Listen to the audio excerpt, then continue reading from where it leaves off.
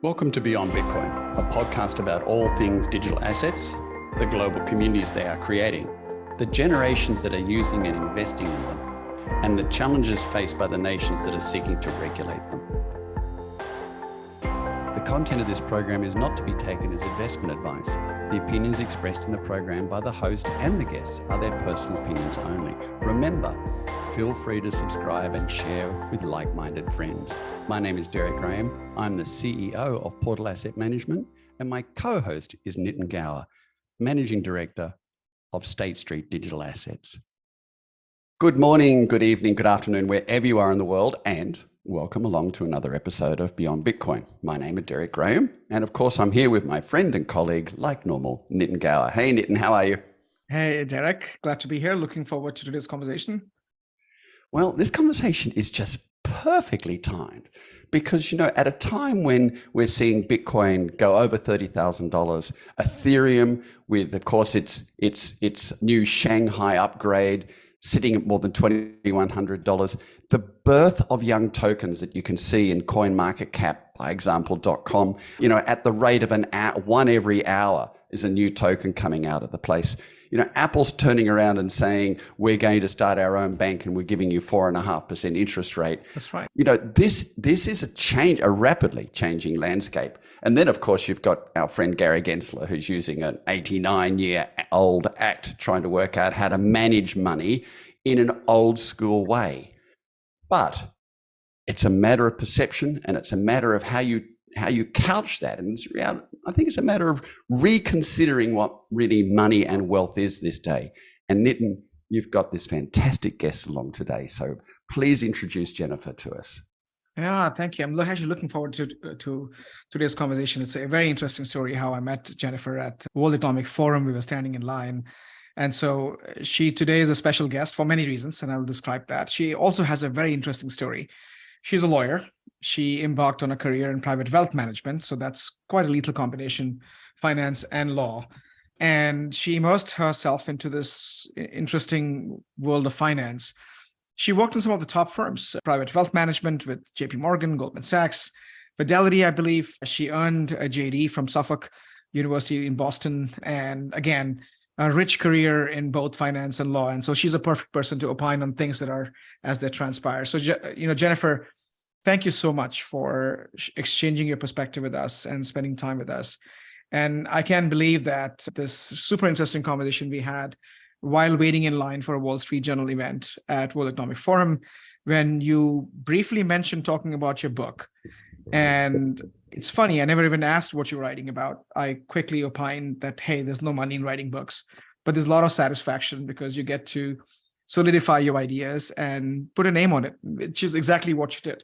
So welcome to our podcast, and looking forward to this amazing conversation with you.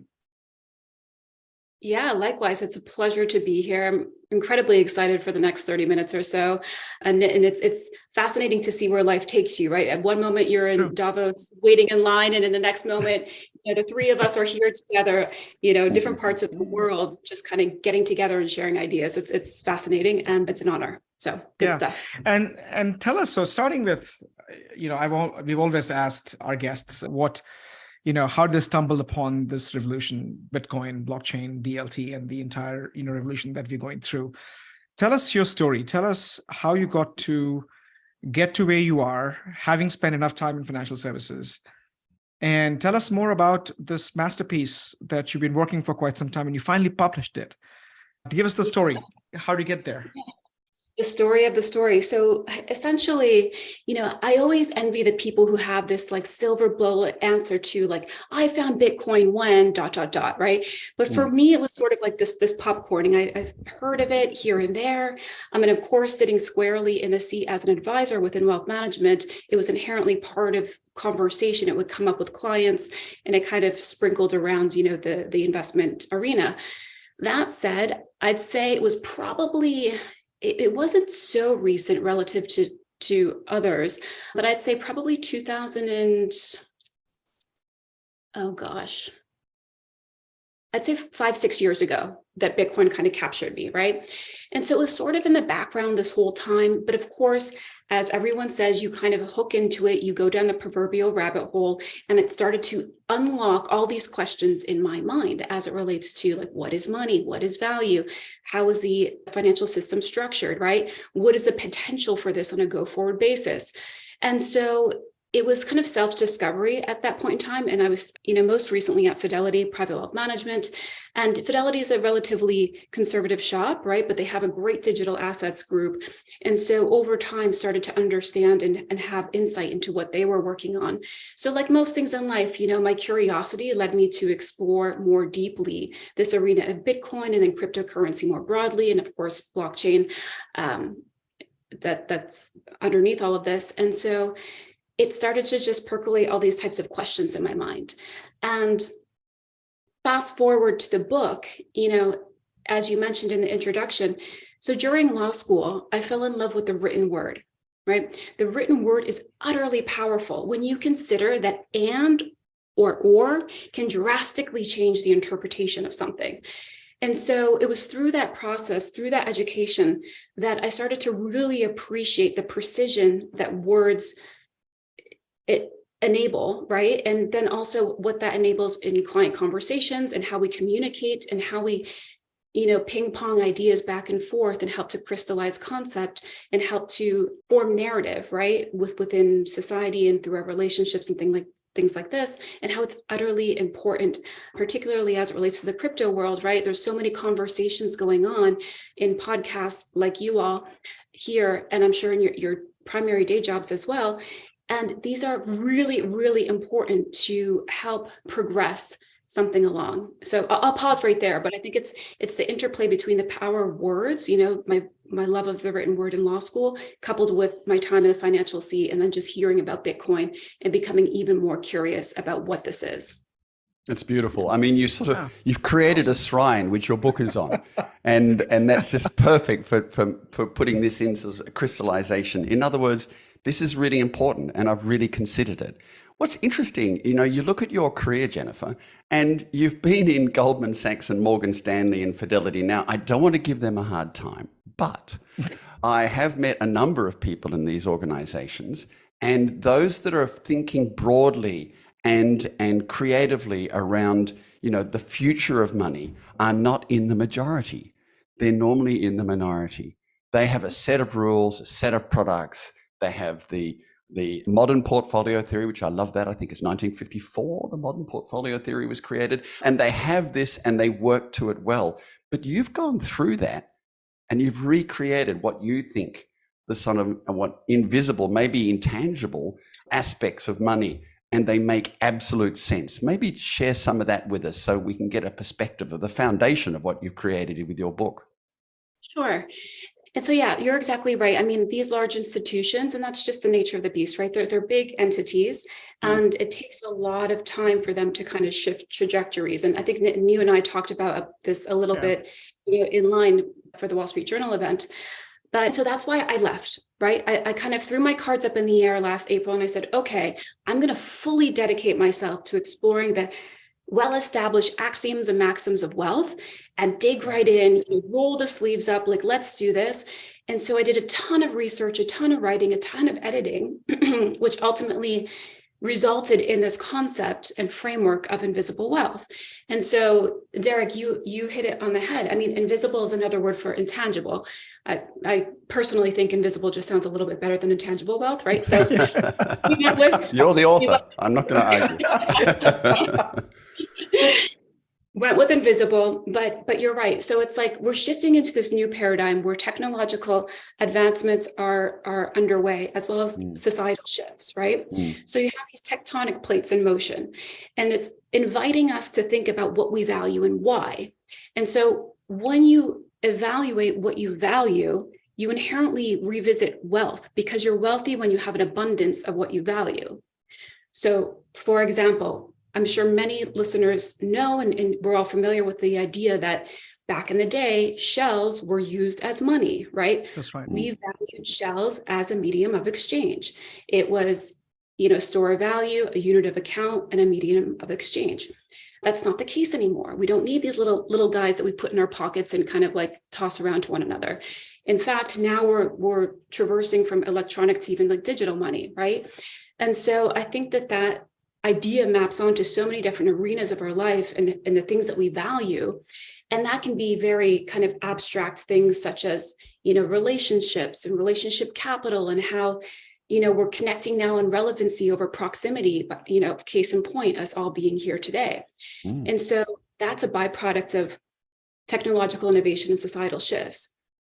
So again, everything that we're valuing in many facets of our life, whether it's from, the financial perspective and or, a more philosophical perspective, they're all being reconsidered right now. And so within the book, I detail 5 principles of invisible wealth.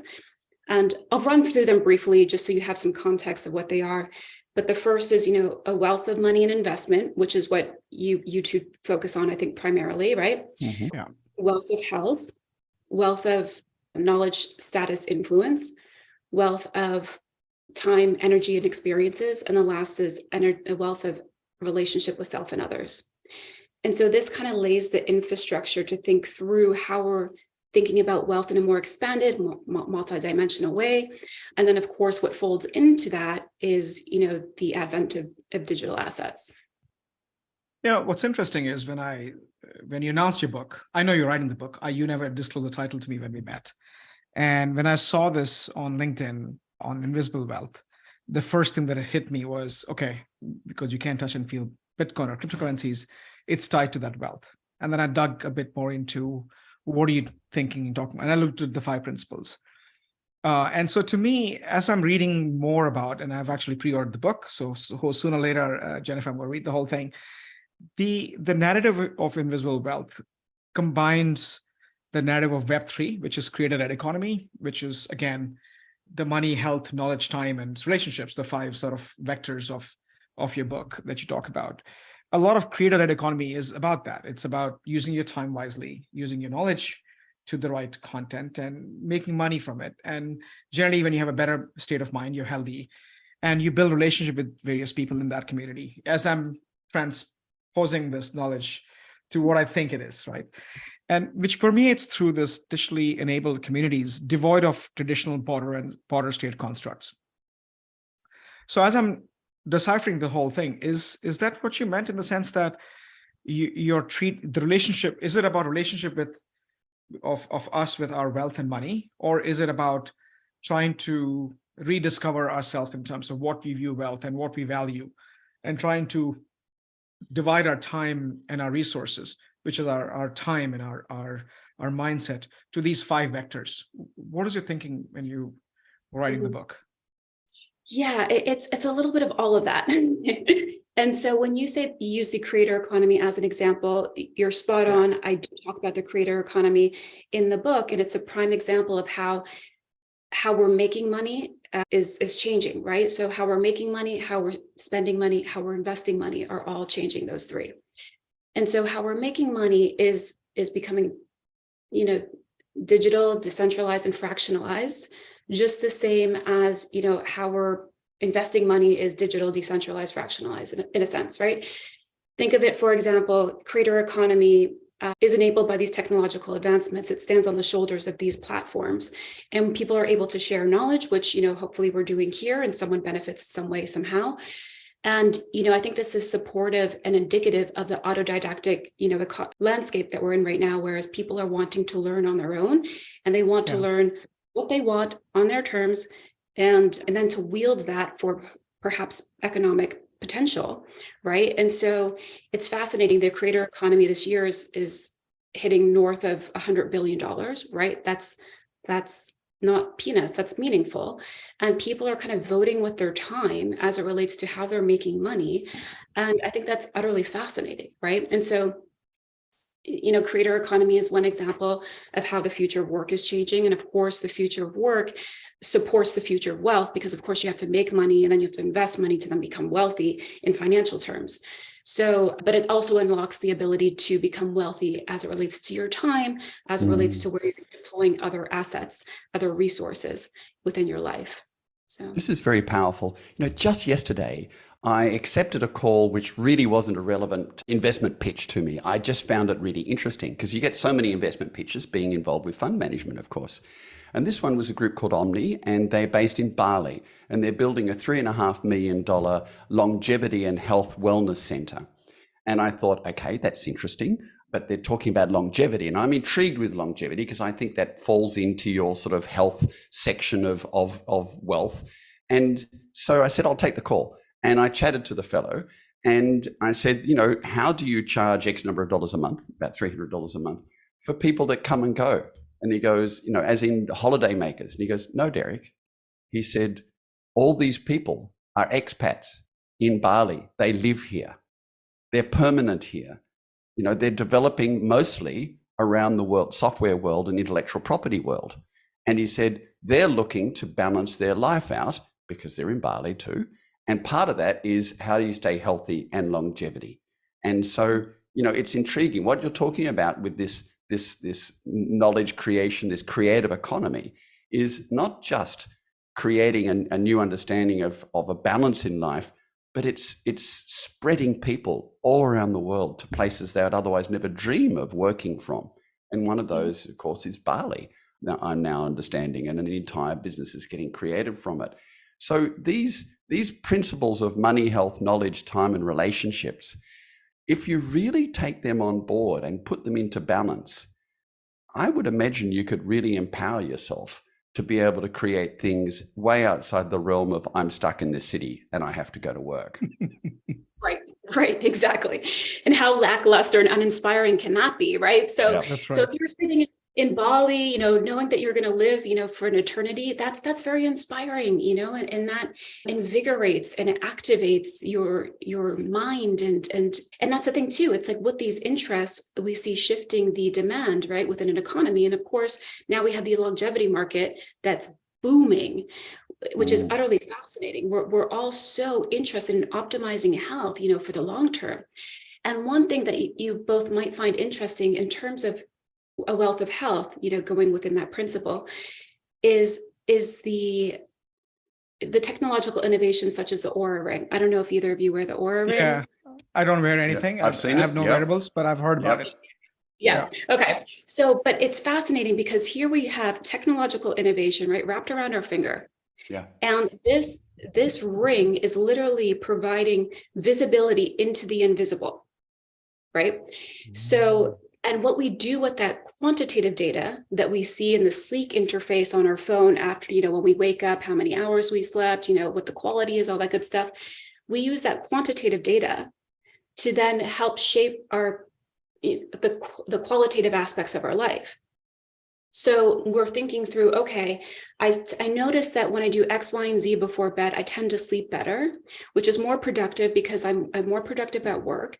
So what we're doing is we're using the technological innovation to bring visibility to the invisible markers of health and using that quantitative data to then optimize the qualitative aspects of life, to then use that energy or whatever you'd like to either, whether it be working, fine, spending time with family, fine, whatever the case may be. It's just fascinating how the power of invisible forces really reveal themselves in productive ways. Got it. So let me ask you one thing, Jennifer. I think you also mentioned that it's the Bitcoin that inspired you to think about this nexus of technological advancements and social shifts that you talk about. Is there a way to measure this money, health, knowledge, time, and relationship as you describe it in terms of wealth that can be monetized? That's question number one. Question number two, are you trying to make an argument that suddenly now, again, I go back to the Web 3.0 context where I'm the creator of the data, whether it's Aura Ring that creates data, and I should be able to monetize it. I should be able to monetize aspects of my time, whether it's in the time they are dedicated to it. Are you heading in that direction, or are you seeking for a more well-balanced life to say I need to have all of this, and this is collective wealth? So which is it's the angle you're taking here. Yeah, it's so, after, again, over a decade in private wealth management, advising individuals and families, right? You understand stories, you hear stories. Everyone's concept and relationship with wealth is vastly different, right? And so, gosh, there's so many directions I could go with this, but if we think about wealth in the current narrative, if you will, wealth is synonymous with an abundance of money and material possessions, right? But that is kind of being shattered right now as we're reconceptualizing wealth, and all these people are moving to Bali, focusing on longevity and, tech innovation. Great. But so for me, these 5 principles and areas in which we might over-index at a point in time in our life. And so at the end of the book, I developed what I call a personal wealth algorithm. And it's so Nick can use this algorithm to figure out which principle, right, which aspect of wealth takes primacy at this point in time. Derek can use that same algorithm and maybe come up with a different thing. Even if you come up with the same focus. So say you both are focused on making money, investing money. Through the way the algorithm is structured, you'll understand why that is, though. And Nitin's reason might be different from Derek's reason, might be different from Jennifer's reason. So it's really an invitation to understand what your concept of wealth is within the present day framework of how we're valuing things in different ways. And so that's why each principle sort of does a deep dive into each concept. And then to fold this into the Web3 kind of creator economy, it's thinking through and highlighting ways in which people are making money in different ways in which we're all becoming a bit more empowered, right? There's a bit more personal power going on, the concept of sovereignty, right? Which are all emblematic of Bitcoin as well. So for me, Bitcoin is kind of this, it embodies the technological innovation and societal shifts that are going on. What I mean by that is that, blockchain technology is decentralized, right? Which you see manifesting in different ways. Similarly, Bitcoin rather, from a societal shift standpoint, really embodies these attributes of sovereignty, which we also see mirrored back to us in society. So for me, Bitcoin kind of embraces both sides of the proverbial coin of these 2 shifts that we see in motion, the technological and the societal. And so that's why, to me, I think it's so powerful. And people who talk about Bitcoin can get really technical, and get like super oriented, or they're like way out on the reserves talking about philosophy. And both make sense because Bitcoin embodies all these attributes. It's fascinating. Yeah. And here I was thinking, Derek, that the Jen's going to take us down the path of tokenizing everything, relationship, tokenizing time. And that would have been a fascinating conversation. But I'm glad you didn't go in that direction, because everybody in this space is trying to tokenize everything, which is not the right thing to do, of course. But no, that's fascinating. Thanks for that. Well, and I learned so much from the session last week when you talked about, redefining assets, which I think is so interesting. So, I mean, from your perspective, how does redefining assets or tokenizing assets fold into the potential for the way that we're investing these days and creating wealth from that lens? Well, we of course think it's going to change dramatically. So from my view first, Nitin, you go next. So certainly the way Portal Asset Management runs things is very traditional, because the investors are traditional. And so that's the way they want to invest. They want shares in a fund, et cetera, et cetera. But it's so obvious that the future is going to be a wallet that is filled with a cross section of smart contracts, which are now shares in various companies all around the world, no longer siloed into exchanges. They're a share of physical assets in different countries. They're a share of utility tokens. They're a share of currencies. They happen to all be transactable on the grounds as a secondary marketplace. So that does 2 things. That empowers you and also provides you with responsibility to look after your future and how you want to do it by having all of these assets fractionated and available to you. I think it'll do a 3rd thing, and as I keep saying this, it democratizes assets. And I'm not talking about socialism, communism. I'm talking about the division of and the availability of assets to anybody, anywhere in the world at any time. And that, I think, fits perfectly in your theory of money, health, knowledge, and experiences, So that's my view. Nitin? No. I think you captured it well. I think, Jen, just to intersect, I used the word, I'm not going to repeat what we discussed last time, but the whole idea is how do you define the asset? And again, you have, the way I viewed the world is you have the traditional assets, and at some point there's a convergence of, because there's a value that's accumulated over time. And that's over centuries and over generations. So we are at a point now that we begin to value few things. And it has value too, only because of the generational wealth that's been passed around and what we value in today's world. But there's a new emergence of the fifth asset class, which is all the things that you described, right? I use the word exponential finance.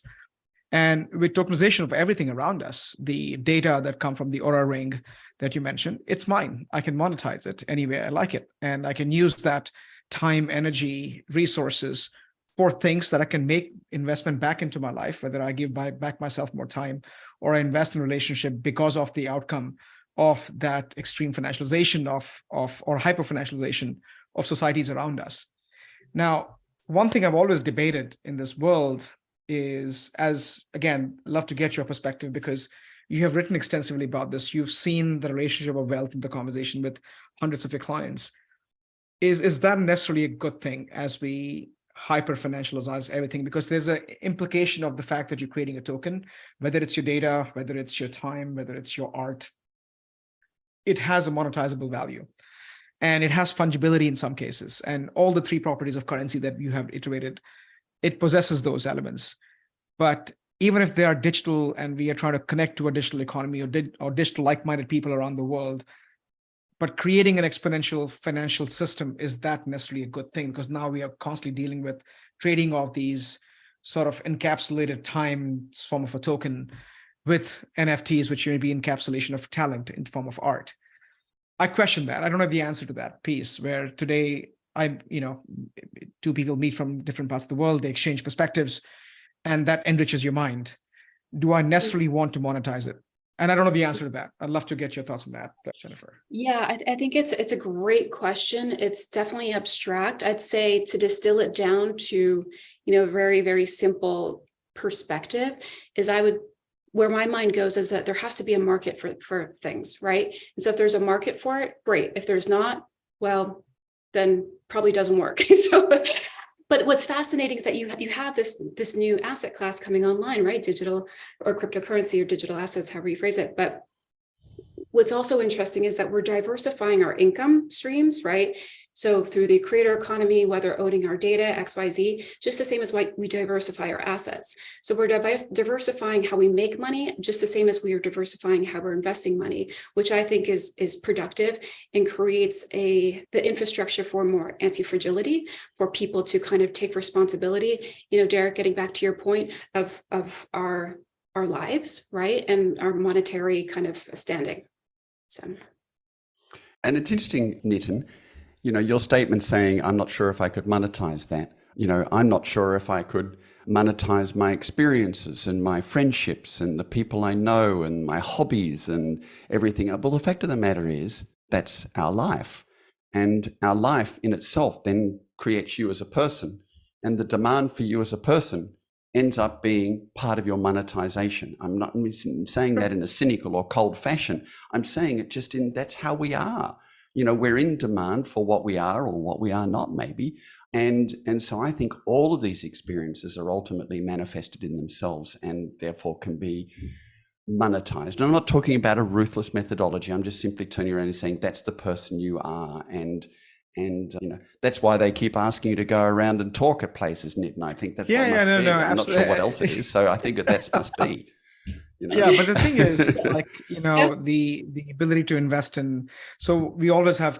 Jennifer, I've always looked into non-bankable assets, and the term non-bankable comes in where you suddenly don't have a risk model or valuation model for a specific asset. So, for example, a bright student in Tunisia may want to raise funds for his education, and you make that investment in the education, and you have rights to certain of their earnings, which is what basketball players have done in the past in Web3 world.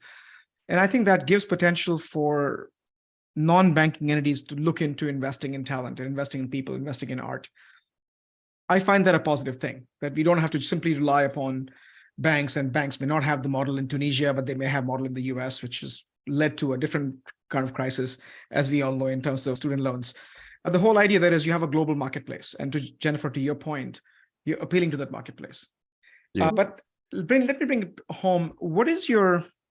as you're writing this book and how do you see the world according to all the principles that you define in your book to evolve the next decade or so? How do you see this? Let's say if everything that you've written about comes true, help us shape that 10-year journey, that 10 years from now, if everything comes true to what you have envisioned and what you've documented in this narration, what will the world look like?